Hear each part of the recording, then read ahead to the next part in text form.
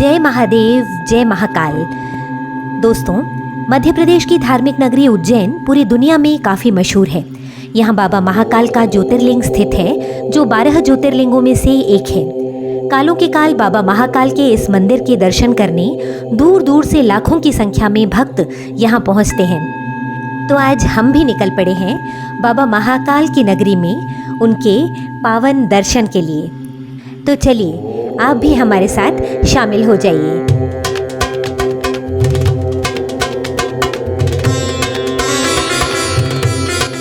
पिछले वीडियो में मैं आपको अपने साथ बाबा ओंकारेश्वर के मंदिर ले गई थी। हमारे सफ़र की शुरुआत ओंकारेश्वर से ही हुई। ओंकारेश्वर से उज्जैन की दूरी 139 किलोमीटर है, जो बस या टैक्सी से 3 या 3.5 घंटे में आसानी से तय की जा सकती है। और अगर आप ट्रेन से यहाँ आना चाहते हैं तो महाकालेश्वर का जो निकटतम रेलवे स्टेशन है वो उज्जैन जंक्शन है, और रेलवे स्टेशन से बाबा महाकाल के इस मंदिर की दूरी मात्र 2 किलोमीटर है और आप आसानी से यहाँ पहुँच सकते हैं। महाकालेश्वर मंदिर के परिसर में पहुँचने पर आपको अपनी गाड़ी पार्क करने में कोई भी असुविधा नहीं होगी, क्योंकि पार्किंग एरिया इतना बड़ा है कि यहाँ पर हज़ारों गाड़ियाँ आसानी से खड़ी रह सकती हैं। 2 व्हीलर्स के लिए आपको 10 रुपये और 4 व्हीलर्स के लिए 30 रुपये चार्ज देना होगा। और अगर आपकी गाड़ी मंदिर परिसर में 4 घंटे से ज़्यादा खड़ी होती है तो फिर आपको इतना ही चार्ज और देना होगा। चलिए, अब हमारी गाड़ी पार्क हो गई है, अब हम चलते हैं मंदिर की तरफ।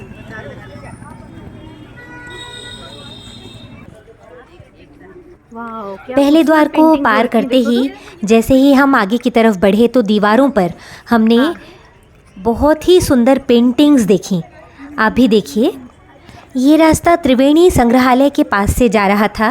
त्रिवेणी संग्रहालय एक बहुत ही बढ़िया म्यूज़ियम है, जहाँ पर हमारी भारतीय संस्कृति और हमारे देवी देवताओं से संबंधित बहुत अधिक जानकारी मिलती है।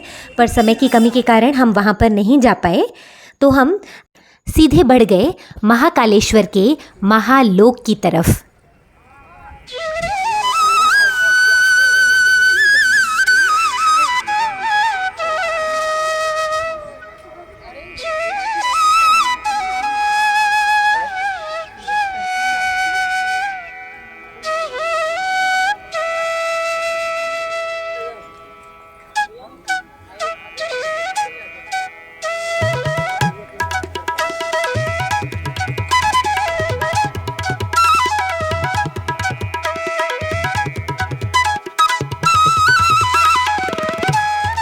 ये जो भव्य और सुंदर द्वार आप देख रहे हैं, इसे नंदी द्वार कहते हैं। यह 26 फीट लंबा है और इस पर भगवान शिव के प्रमुख गण नंदी देव की प्रतिमाएं स्थापित हैं।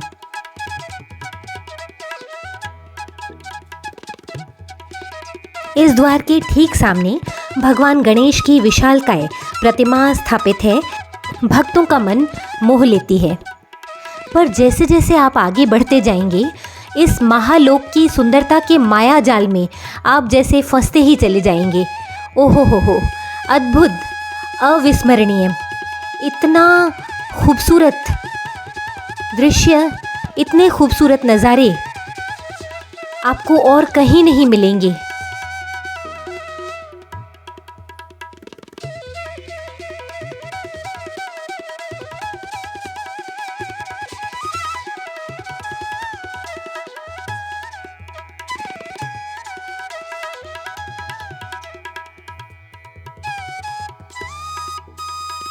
महाकालेश्वर मंदिर परिसर का ये नव विस्तारित क्षेत्र ही महाकाल लोक कहलाता है।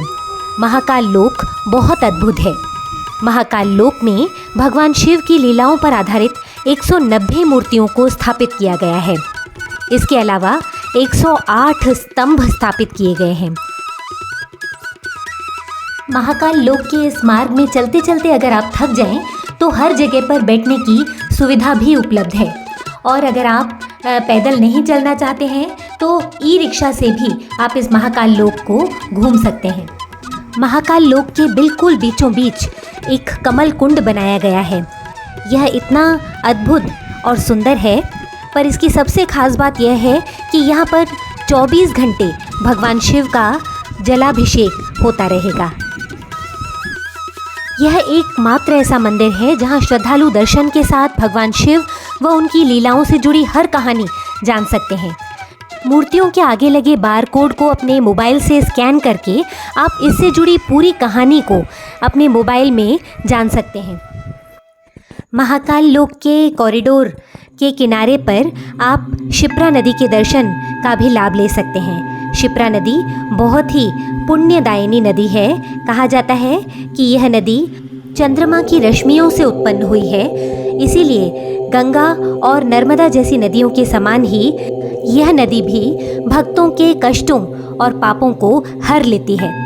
उज्जैन स्थित महाकाल मंदिर को लेकर ऐसी मान्यता है कि भगवान शिव ने यहाँ दूषण नामक राक्षस का वध कर अपने भक्तों की रक्षा की थी, जिसके बाद भक्तों के निवेदन पर भोले बाबा यहाँ विराजमान हुए।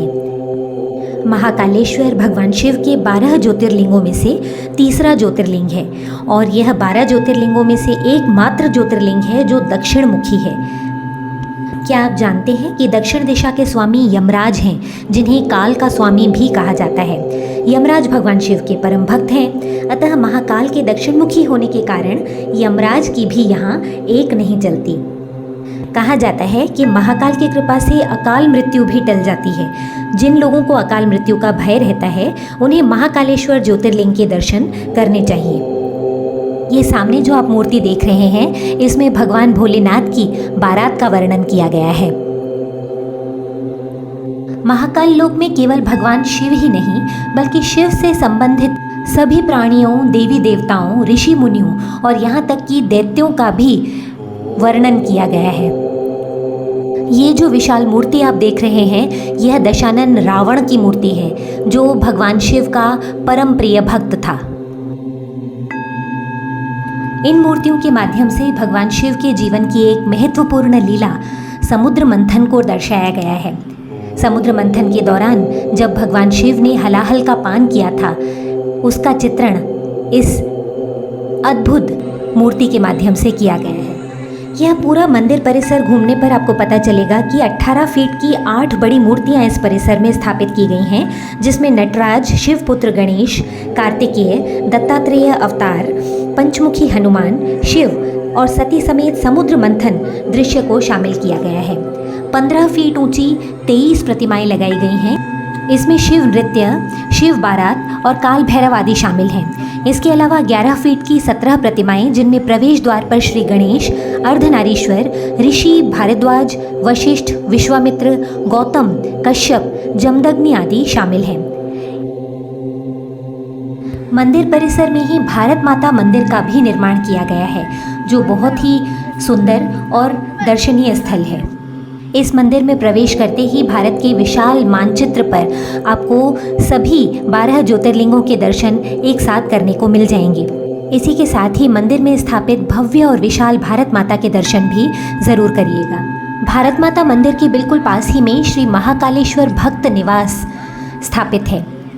भक्त निवास उज्जैन में रहने का एक बहुत ही बढ़िया विकल्प है। भक्त निवास के रूम्स केवल फ़ोन पर ही बुक किए जा सकते हैं। जिन फ़ोन नंबर्स पर यह बुकिंग होती है वो आपको डिस्क्रिप्शन बॉक्स में मिल जाएंगे। इतने बड़े कॉरिडोर में चलते चलते हम थोड़ा थक गए और नेचर्स कॉल के लिए हम लोग मंदिर परिसर में बने इस हॉल में चले गए, जहाँ पर पीने के पानी की सुविधा थी, वॉशरूम्स थे, इंक्वायरी काउंटर्स थे और यहाँ तक कि मंदिर में जो भी दर्शन व्यवस्था है उन सभी के बारे में बहुत सारी जानकारी यहाँ पर बुलेटिन बोर्ड्स पर और दीवारों पर दी हुई थी। अगर आप शीघ्र दर्शन के टिकट्स लेना चाहते हैं, जलार्पण की टिकट्स लेना चाहते हैं या किसी भी तरह की आपको टिकट्स चाहिए तो आप यहाँ से आकर काउंटर से ले सकते हैं। इसके बाद अच्छे से रिफ़्रेश होने के बाद हम लोग फिर आगे बढ़े। रास्ते में हमने बड़ा गणेश मंदिर का रास्ता भी देखा, लेकिन हमें महाकालेश्वर बाबा के दर्शन करने थे, उसकी हमें जल्दी थी, इसलिए हम बिना दर्शन किए ही आगे बढ़ गए। बीच में हमने लड्डू काउंटर भी देखा। अगर आपको यहाँ से प्रसाद लेना है तो आप वो भी ले सकते हैं। एक बार बाबा महाकाल के दर्शन हो जाने के बाद यहाँ मंदिर परिसर में स्थित बहुत सारे अन्य मंदिरों के भी दर्शन आप कर सकते हैं। भक्तजनों की भीड़ देख रहे हैं आप। सामान्य दिनों में भी इतनी भीड़ है तो सोचिए सावन मास में और नाग पंचमी, शिवरात्रि आदि पर तो यहाँ पर तिल रखने तक की भी जगह नहीं होती है। चलिए भगवान भोलेनाथ की कृपा से हम मुख्य प्रवेश द्वार मानसरोवर तक पहुँच ही गए। पर यहाँ से करीब 100 मीटर की दूरी पार करके लंबी लाइनों को में चलकर आपको भगवान भोलेनाथ तक पहुँचना है। आप खुद ही देखिए कितनी भीड़ है, कितनी श्रद्धा है लोगों में भगवान भोलेनाथ से मिलने की।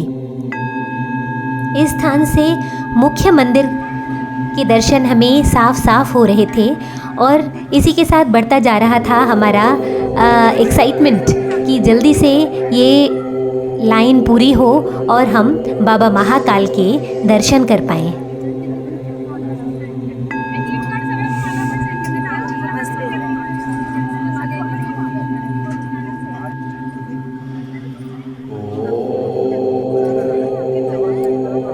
अब हम बाबा महाकाल के गर्भगृह वाले भवन के बिल्कुल समीप पहुंच गए थे।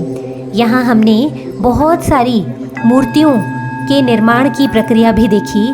बहुत सी मूर्तियाँ अभी भी यहाँ पर निर्माणाधीन थीं।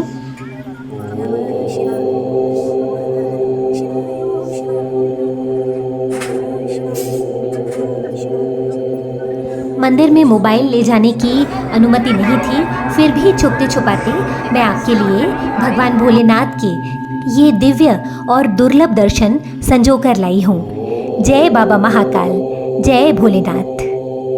और अब स्क्रीन पर बाबा के लाइव दर्शन करने के बाद देखिए वह भव्य भूमि, वो भव्य हॉल जहाँ से खड़े होकर लाखों श्रद्धालु हर रोज़ बाबा को अपनी आँखों से निहारते हैं।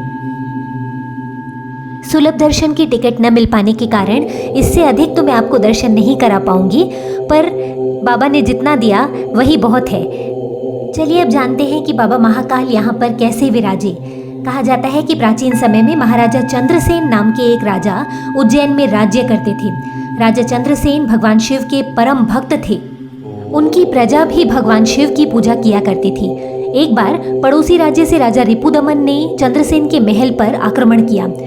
इसी दौरान दूषण नाम के राक्षस ने भी प्रजा पर अत्याचार करना शुरू कर दिया। राक्षस के अत्याचारों से पीड़ित होकर प्रजा ने भगवान शिव का आह्वान किया।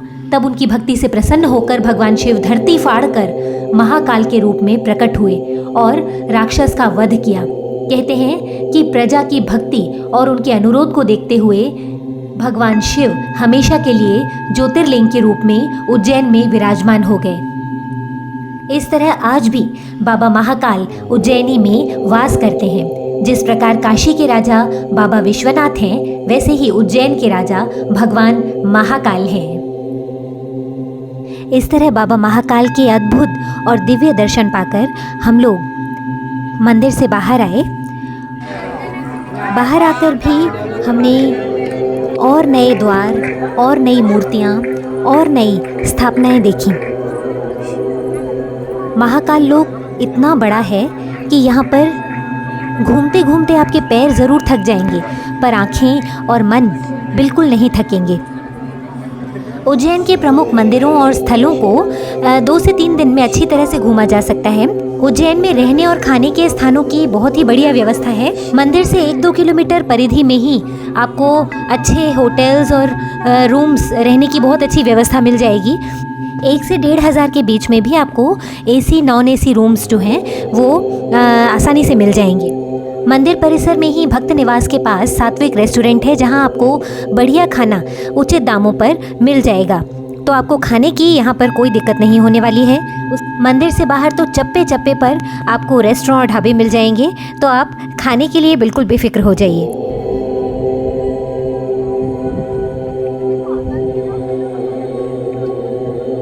पूरे शिव पुराण को मानो खम्भों, दीवारों और मूर्तियों पर ही उकेर दिया गया है।